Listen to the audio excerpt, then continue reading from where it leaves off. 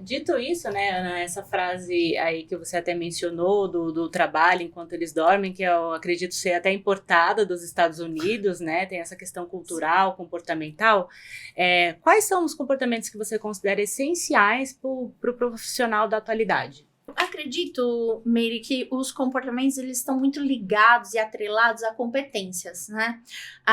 E as competências que os profissionais hoje precisam ter para trabalhar nesses ambientes de alta pressão, para minimamente estarem ali produtivos e estarem emocionalmente saudáveis, primeiramente, a inteligência emocional, a adaptabilidade. A pessoa ela precisa ter uma capacidade de se adaptar a outros ambientes, porque o mundo muda o tempo todo.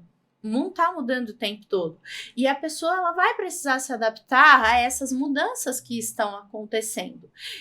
O pensamento crítico, o que é meu, o que é do outro e o que eu estou fazendo também sobrecarregado pelo outro. Esse pensamento crítico dos limites, ele é muito importante, é uma competência bastante importante para a sua saúde mental. A comunicação assertiva, o chefe falar assim, nesse projeto eu vou precisar que você trabalhe um pouco mais. Ok, algumas demandas você vai precisar realmente trabalhar um pouco mais, mas o seu líder, o seu chefe falar, quero que você trabalhe nisso, e eu já vivenciei isso, eu já tive uma líder que me dava 10 coisas ao mesmo tempo e eu tinha acabado de entrar na empresa, e aí eu perguntava, qual a prioridade? Não, mas tudo é prioridade, Ana, eu preciso que você me entregue um plano para amanhã disso, eu preciso que você faça isso, e assim, quando existem, né, pessoas e ambientes assim, você precisa ter uma comunicação assertiva ao ponto de falar, não, eu não vou te entregar tudo para amanhã. Eu lembro também de uma outra situação que aconteceu comigo, tinha um projeto que não era a prioridade e aí de repente virou prioridade. Isso é muito comum acontecer. E aí a líder chegou para mim e falou assim, Ana, eu quero que você entregue para ontem isso. Tá muito atrasado, sendo que eu tava trabalhando em outra coisa. Aí eu olhei para ela, com a minha comunicação assertiva e às vezes até um pouco desafiadora, eu falei, olha, ontem já passou. Ontem eu te entreguei esse projeto. Agora, para amanhã, para daqui 2 dias, eu consigo te entregar o que você está me pedindo, até porque as prioridades mudaram. Nessa hora que eu dei essa resposta, a líder até foi assim pra cadeira. Por quê? Ela não esperava. Ela estava ali numa posição de autoridade de cobrança e que queria que eu entregasse, que eu me sentisse culpada de não ter entregue.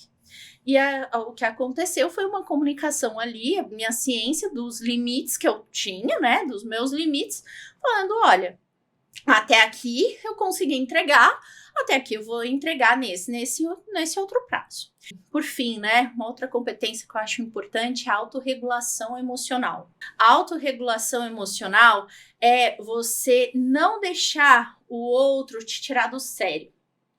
Porque sempre vai ter uma piadinha, vai ter a pessoa olhando assim, nossa, tá desmotivado na hora que você estiver saindo do seu horário, vai ter uma piadinha sobre a qualidade do seu trabalho.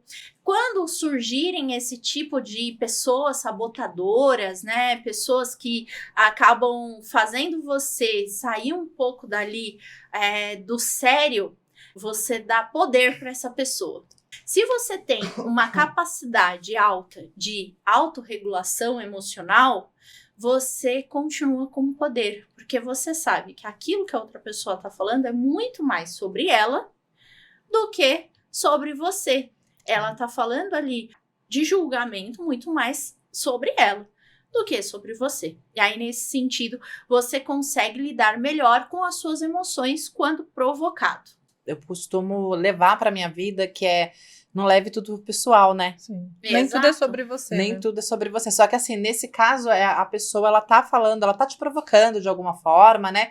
Só que se você leva aquilo para você, Você se Direção, ofende, você se sente desconfortável, você se sente mal por realmente estar saindo no seu horário, né, gente? Se sente mal por isso. Então, é isso, né? Não leva tudo pro pessoal, porque nem tudo vai ser... Exato, Shirley. Tem gente que se sente mal em sair pra almoçar. Fazer a hora de almoço. Fazer a hora de almoço. Eu vou comer ali rapidinho, né? Se Eu sente vou pedir improdutivo. Sim. Por fazer a sua hora de almoço, porque não tá produzindo. E aí, o que você ia falar, né? Vou comer ali rapidinho, mas já na frente da tela aqui trabalhando, acontece muito. Sim. Porque a pressão, ela não vai mudar. Eu acredito que desde a pandemia aqui, as empresas elas estão cada vez mais fazendo mais com menos. Então, muito mais trabalho com menos pessoas. E eu acho que isso vai demorar muito para se reverter, para mudar.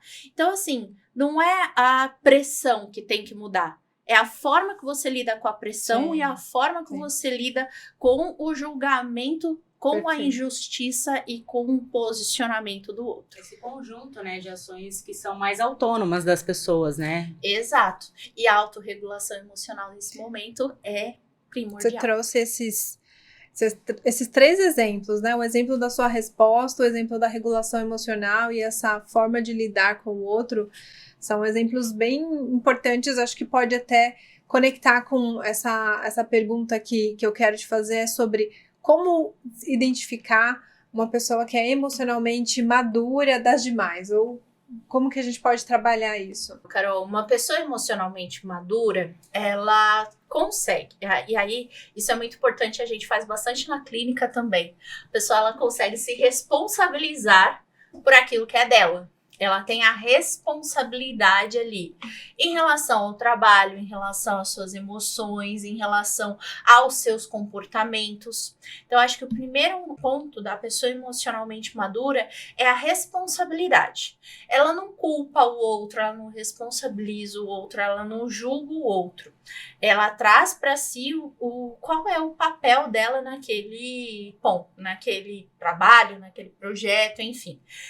E ela consegue perceber e regular suas emoções. Ela consegue perceber ali o quanto as perguntas querem fazer ela sair do sério. Quem são as pessoas que apoiam ela de verdade? Quem são as pessoas que ela pode contar?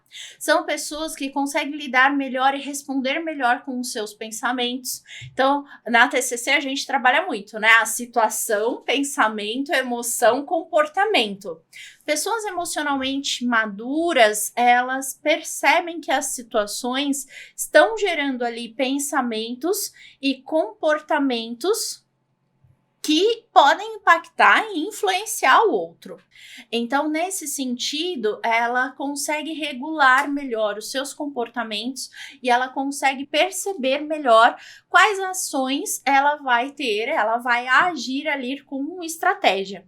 E elas entendem o que sentem, elas entendem exatamente ali o que as pessoas estão causando nelas, o que aquele ambiente está causando nelas, elas fazem com que o jogo se reverta.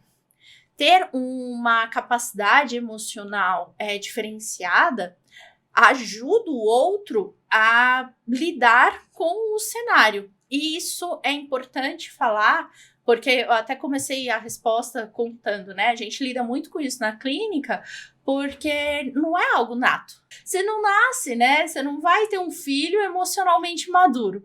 Isso é desenvolvido ao decorrer do tempo. Quando você percebe que você tem uma maior capacidade de lidar com as suas emoções, com as emoções dos outros, com o seu posicionamento, com os conflitos que estão surgindo ali, você percebe que você está desenvolvendo a sua capacidade e maturidade emocional. E isso é um ponto extremamente estratégico dentro das organizações, para os líderes, para as empresas como um todo. Sim, a gente observa que assim, tem que ter todo esse cuidado, né? Não tem como. A base ali, né, dentro de uma empresa